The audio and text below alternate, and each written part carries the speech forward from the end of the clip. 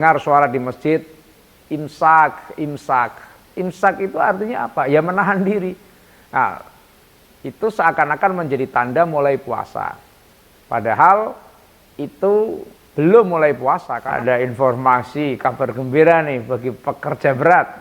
Kayak kuli bangunan, ya, tukang becak. Itu sebagian ulama memasukkan dalam ayat wa 'alal ladzina yutiqunahu fidyah. Orang-orang yang apabila puasa itu sangat memberatkan, ya saya kira wajarlah.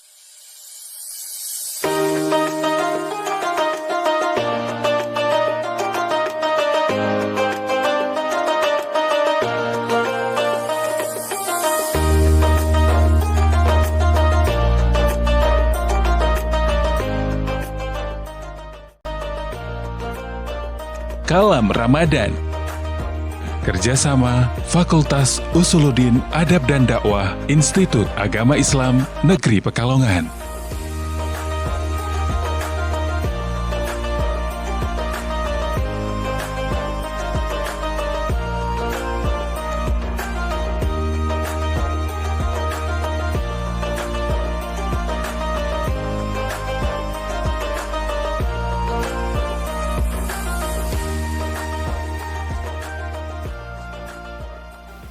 Assalamualaikum warahmatullahi wabarakatuh. Alhamdulillahi rabbil alamin.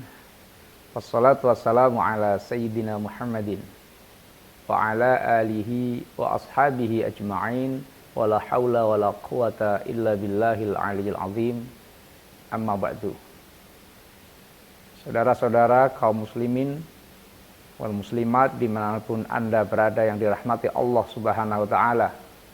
Puji syukur kehadiran Allah subhanahu wa ta'ala sampai hari ini, saat ini kita masih diberi kenikmatan, masih diberi kesehatan untuk menjalankan salah satu ibadah yang sangat penting di dalam Islam, yaitu ibadah puasa bulan Ramadan.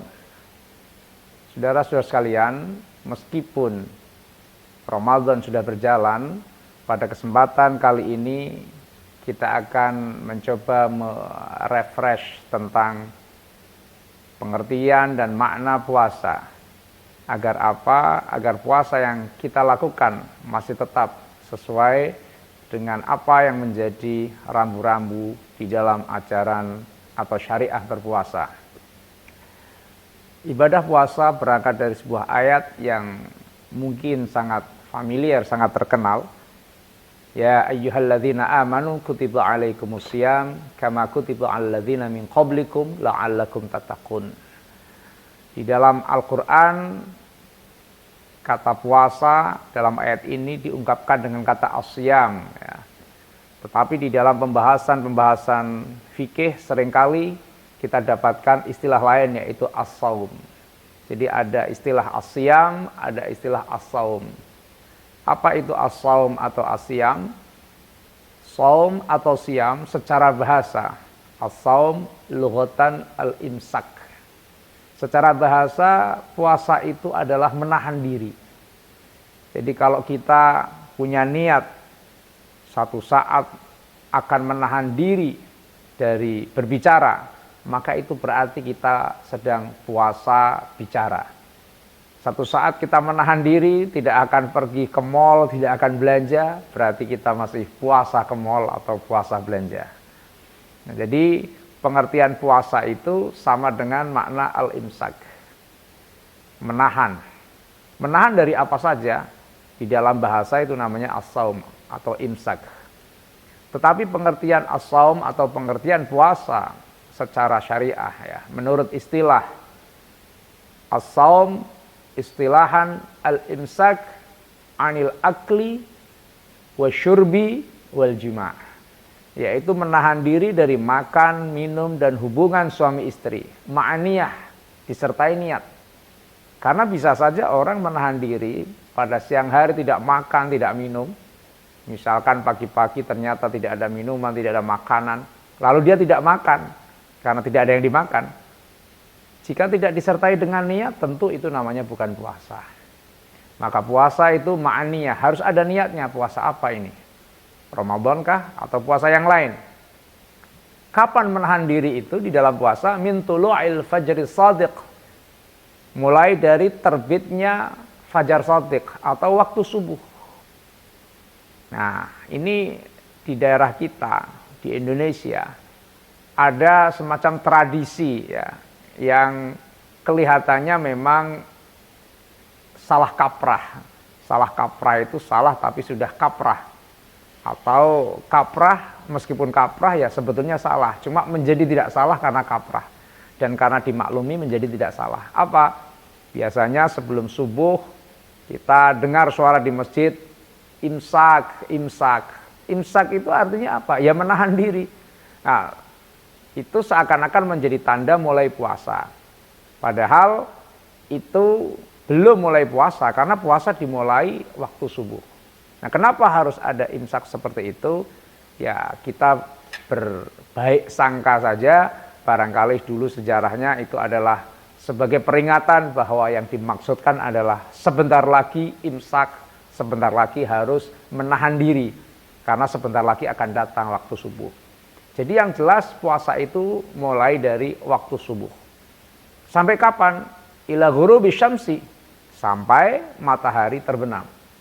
Nah itu Pak, adik saya kok puasa sampai zuhur. Nah itu namanya latihan puasa ya. Jadi kalau memang puasa, maka ya harus sampai maghrib. Saudara-saudara sekalian, kewajiban puasa ini tentu bagi umat Islam. Karena ayatnya ya ayyuhalladzina amanu, hai orang-orang yang beriman. Bahasa anak sekarang kalau yang tidak beriman ya tidak hai, tidak diundang, berarti tidak termasuk yang diwajibkan. Tetapi meskipun demikian, ada aturan di dalam Islam itu tidak pernah memberatkan. Islam selalu memberikan kewajiban sesuai dengan kondisi dan keadaannya. Makanya meskipun itu diwajibkan pada bulan Ramadan berpuasa, faman kana minkum maridun aw ala safarin fa'iddatun min ayyamin ukhra. Bagi orang-orang yang sakit atau di dalam bepergian boleh tidak berpuasa. Tetapi nanti fa'iddatun min ayyamin ukhra, diganti dengan apa? Hari-hari yang lain, berarti mengqadha. Ada lagi yang boleh tidak berpuasa, apa? Wa 'alal ladzina yutiqunahu fidyah, fidyatun ta'amu miskin. Bagi orang-orang yang yutiqunahu, yutiqunahu itu di dalam tafsir dikatakan yasumunahu bimasyaqqatin. Jadi ada orang yang karena sesuatu hal kalau berpuasa itu berat, masyaqqah. Seperti siapa? Orang tua ya. Orang yang sudah lanjut usia itu masyaqqah. Maka bagi orang yang sudah masyaqqah seperti ini boleh tidak puasa. Tapi bukan mengqadha. Beda dengan orang sakit tadi. Orang sakit itu kenapa disuruh mengqadha, mengganti? Ya bisa diharapkan sembuhnya, bisa ditunggu sembuhnya. Musafir disuruh apa? Mengqadha. Kenapa? Bisa dinantikan pulangnya. Tapi kalau orang tua nggak disuruh qadha, kenapa? Tidak bisa ditunggu mudanya. Masa sudah tua nggak puasa nggak apa-apa, nanti kalau sudah muda diqadha, ya nggak akan sampai. Semakin lama malah semakin tua. Maka orang-orang yang elat hukumnya, alasan hukum tidak berpuasanya karena usia lanjut, tidak diwajibkan mengqadha, tapi fa fidyatun ta'amu miskin, membayar fidyah, yaitu membayar setiap harinya kira-kira 6 ons ya, setengah kilo lebih sedikit beras sebagai ganti tidak puasa. Sebagian mufassir, sebagian ulama memasukkan 'alal ladzina yutiqunahu itu pekerja-pekerja berat. Nah, ini ada informasi kabar gembira nih bagi pekerja berat. Kayak kuli bangunan ya, tukang becak, itu sebagian ulama memasukkan dalam ayat wa 'alal ladzina yutiqunahu fidyah, orang-orang yang apabila puasa itu sangat memberatkan. Ya saya kira wajarlah, masa orang jam 11 masih ngecor di atas disuruh berpuasa, itu kan Kalau toh ada yang kuat itu luar biasa, tetapi secara umum ya orang pasti sangat berat sekali. Maka ketika dalam kondisi sudah tidak mampu, tidak kuat dengan pekerjaan yang begitu berat, maka berdasarkan ayat ini ya, berdasarkan wa 'alal ladzina yutiqunahu fidyah, maka boleh mengganti dengan membayar fidyah seperti orang tua tadi.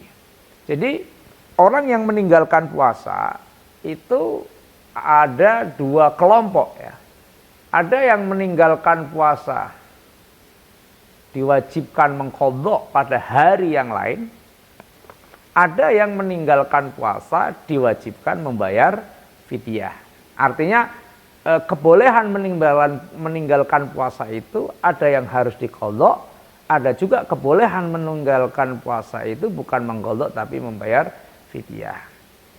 Ya, secara umum kalau yang diwajibkan mengqadha itu yang bisa diharapkan hilangnya sebab-sebab meninggalkan itu. Seperti tadi kan, tidak karena sakit diharapkan sembuhnya, karena pergi diharapkan pulangnya. Tapi kalau sakitnya sudah menaun yang tidak mungkin diharapkan kesembuhannya secara medis, seorang yang sudah setiap harinya sakit dan sudah bertahun-tahun, maka ya jangan disuruh mengqadha. Kapan dia mau qadha? Sudah lama tidak sembuh-sembuh. Maka itu berlaku seperti orang tua yang tidak mungkin muda lagi, yaitu dianjurkan membayar fidyah. Karena apa? Karena alasan kebolehan meninggalkan puasanya secara zahir tidak mungkin hilang gitu. Maka membayar fidyah. Kalau yang mungkin hilang itu mengqadha. Nah, maka termasuk orang-orang yang boleh tidak puasa itu kan al-hamil wal murdi' ya. Orang yang wanita hamil dan wanita yang menyusui. Maka di sini terjadi perbedaan pendapat karena memang ini tidak disinggung di dalam Al-Qur'an, tetapi sebagai kias, sebagai analog, orang yang hamil itu juga bisa saja berat dan bisa membahayakan diri dan janin yang di dalam kandungannya. Maka ada ulama yang mewajibkan, yang jelas semua membolehkan untuk tidak puasa. Tetapi sebagai gantinya apakah qadha atau fidyah? Nah, ini ada perbedaan pendapat. Nah, kalau hamil dan menyusuinya ini terus, ya tentu fidyah. Tahun ini hamil, tahun depan menyusui, tahun depan hamil lagi, menyusui lagi. Kapan mau qadha? Ya, maka dalam konteks seperti ini fidyah ya. Tapi kalau yang kira-kira hamil terus bisa ya bisa diharapkan qadhanya, ya silakan qadha. Ya, intinya semuanya kembali kepada tanggung jawab masing-masing ya.